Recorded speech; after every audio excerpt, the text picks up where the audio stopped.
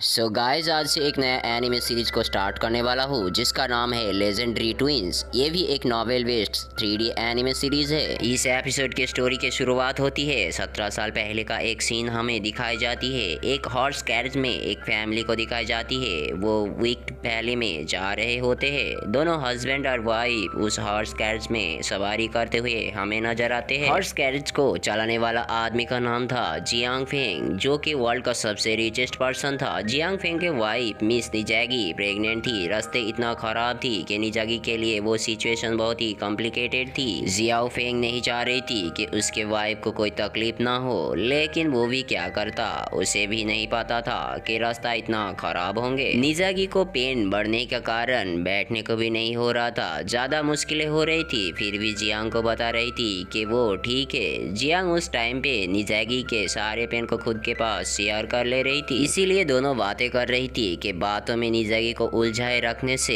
उसे ज्यादा pain feel नहीं होगा। इसलिए हॉर्स कैरेज को और तेजी के साथ भगा रही थी, लेकिन अचानक उसका कैरेज रुक गई थी क्योंकि आगे का रास्ता ब्लॉक था। अचानक से कैरेज रुकने की वजह से उसकी बीवी को एक झटका लगी थी और उसके हाथों के बॉक्स गिर गई थी जिसमें एक पर्स थी। जियांग ने निजागी को चीखते हुए सुनकर उसे पूछी थी कि वो ठीक है या नहीं। उसके बीवी ने बताई थी सब ठीक है और पेन और ज्यादा बढ़ना स्टार्ट हो गई थी। पेन ज्यादा बढ़ने की वजह से उसने फॉरेस्ट का दूसरा रास्ते को पकड़ लिया था। उसे ये मालूम नहीं था कि ये एक ट्रैप था। जानबूझकर ये सब किया गया था ताकि वर्ल्ड के सबसे रिचेस्ट पर्सन को कैसे फंसाया जाए। वो फिर आगे देखता है कि उस रास्ते पे भी एक छोटा हाथी ने उसका रास्ता रोक के खड़ी थी। तभी उसे समझ में आ गया था कि ये एक ट्रैप है, कोई तो उसकी जानी दुश्मनी थी। निजागी ने जियांग को पूछी थी, मुझसे कुछ मत छुपाओ, आखिर क्या हो रहा है ये सब। जियांग उसे बता रहा था, तुम फिक्र मत करो, मेरे जीते जी तुम्हें कुछ नहीं होने दूंगा। यहीं पे हमें वो सारे के सारे विलेन को दिखाई जाती है और जियांग भी रेडी हो गया था वो सब सारे के सारे विलेन से फाइट करने के लिए। सबसे पहले तो स्नेक गुड्डेस द्वारा